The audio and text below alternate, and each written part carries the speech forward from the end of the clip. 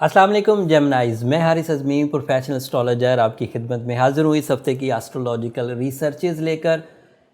मेरे पास इस हफ़्ते एक बड़ी ख़बर है। नया चांद होगा सफ़र के महीने का और वो 17 और 18 अगस्त की दरमियानी रात को हो जाएगा। चांद आपके यहाँ 4th हाउस में होगा।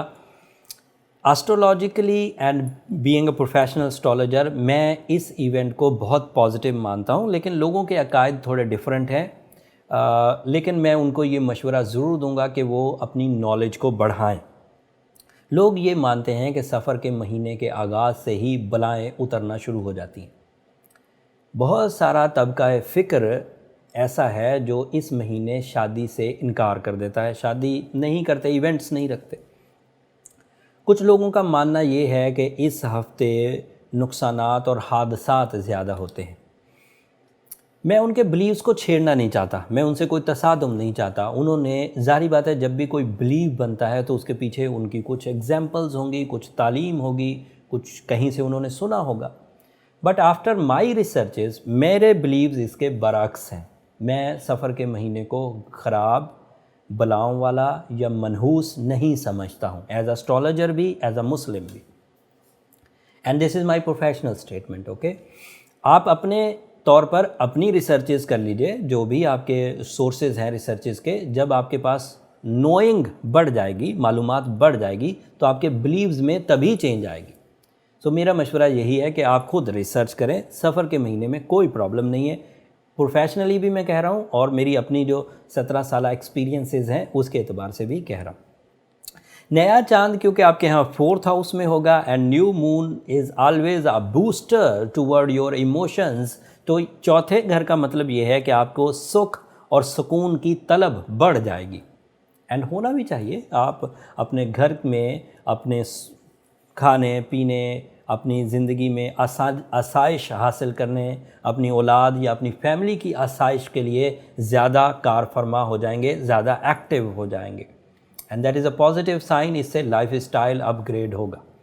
एंड मज़े की बात यह है कि जिस हाउस में नया चांद है 17 और 18 की दरमियानी रात को सितंबर में, उसी हाउस में सन ऑलरेडी 22 अगस्त से मौजूद है, जिसकी वजह से इस चांद की अहमियत और इसकी कारकर्दगी दोनों में इजाफा हो जाएगा। इसकी वजह से अगर चांद हमें सिर्फ 27% इमोशनल बूस्टर दे सकता था, तो सूरज की सपोर्ट से अब वो 47% देगा। So that is more than enough. So you are so emotional, very responsible and passionating. उकताहट का खात्मा, डिप्रेशन का खात्मा होगा। जो अदरवाइज़ पॉजिटिव न्यूज़ है जेमिनाइज़, वो मरकरी आपके यहाँ 5th हाउस में है, that is your ruling planet. आपका जो टूल ऑफ सक्सेस है वो इस हफ्ते आपकी माइंड एबिलिटीज़ रहने वाली हैं। इस हफ्ते नहीं, अब काफ़ी हफ्तों तक आपको अपने ज़हनी ज़रखेज़ी पर ही डिपेंड करना होगा। ज़्यादा अच्छे प्लान्स बनाने होंगे, ब्रेव डिसीजंस लेने होंगे, विजन्स को ब्रॉड करना होगा, अंदाज़े गुफ्तगू को बेहतरीन बनाना होगा, नई चीज़ें सीखने की कोशिश करनी होगी। इब्तदाई मुश्किलात से घबरा कर काम छोड़ देने की जो आदत है आपकी, उसको तर्क करना होगा और अपनी सेंसिटिविटी को भी रिपेयर करने की कोशिश करनी होगी। एंड मरकरी नेचुरली इस सेक्टर में आपको सपोर्ट कर रहा है। वीनस आपके 3rd हाउस में है, अरेंज मैरिज चांसेस बढ़ जाएंगे, कज़न मैरिज चांसेस बढ़ जाएंगे, डिले ऑफ मैरिज ख़त्म होगा। वो रिलेशंस जो ऑलरेडी कमिटमेंट में चल रहे थे और किसी वजह से लाइफ पार्टनरशिप फुलफ़िल नहीं हो रहा था, due to lack of resources, due to lack of जैसे टाइम नहीं था, मसरूफियत बहुत थी, तो उस सेक्टर को वीनस 3rd हाउस में आके रिकवर कर देता है।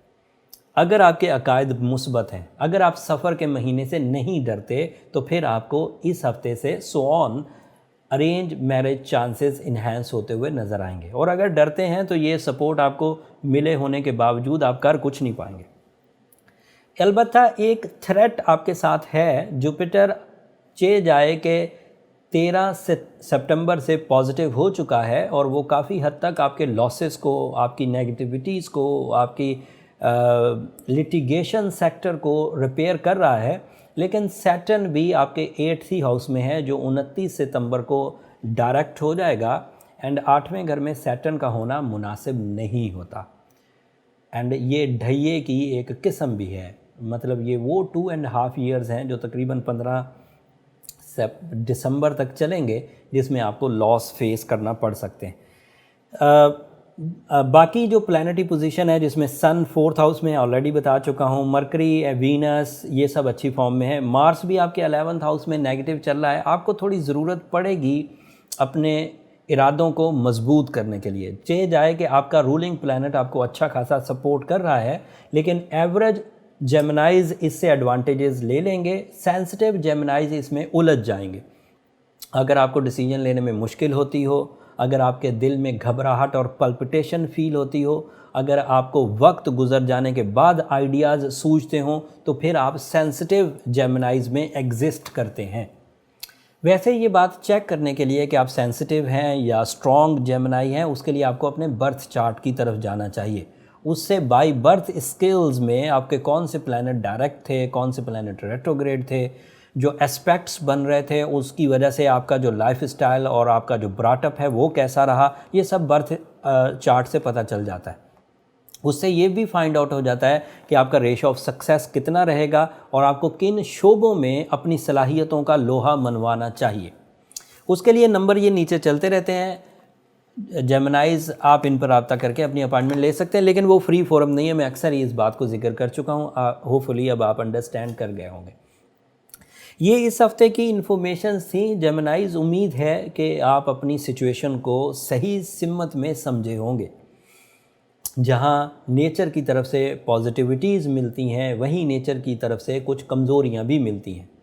आपके सामने सामने सुबहें शामों में बदल जाती हैं, आपके सामने सामने शाम रात में बदल जाती है, आपके सामने सामने ही शदीद गर्मी शदीद सर्दियों में बदल जाती है, आपके सामने सामने ही खिले हुए फूल मुरझा जाते हैं और ख़िज़ा आ जाती है। लेकिन अक्लमंद वही है जो इन सब इंडिकेशंस को, सिम्टम्स को, बिहेवियर्स को समझे और अपने आप को इस सिस्टम में सही तौर पर एग्जिस्ट करवाए। अगर आप दिन की अहमियत को समझ गए हैं तो दैट मीन्स आप सिस्टम को समझ गए।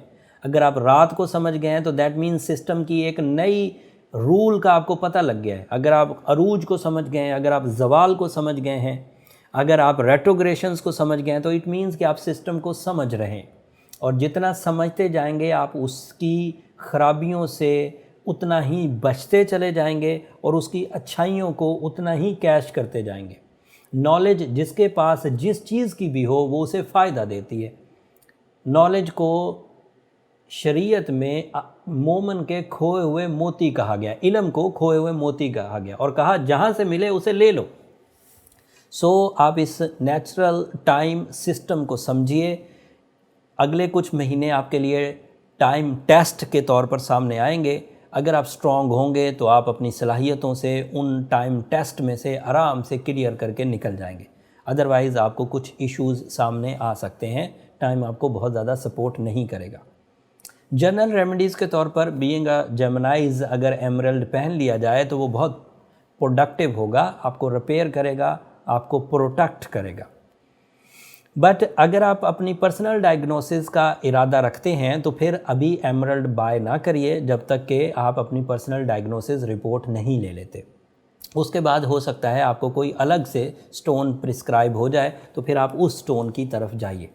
सूरह शम्स को अपनी रूटीन बनाइए। दिन में 5 दफ़ा पढ़ना बहुत मुफीद साबित होता है। मैं पिछले 17 साल से अपने पेशेंट्स या क्लाइंट्स को इसी रेमेडी के थ्रू वक्त की ख़राबी से बचाता हुआ, वक्त की नुकसानात से प्रोटेक्ट करता हुआ आ रहा हूँ।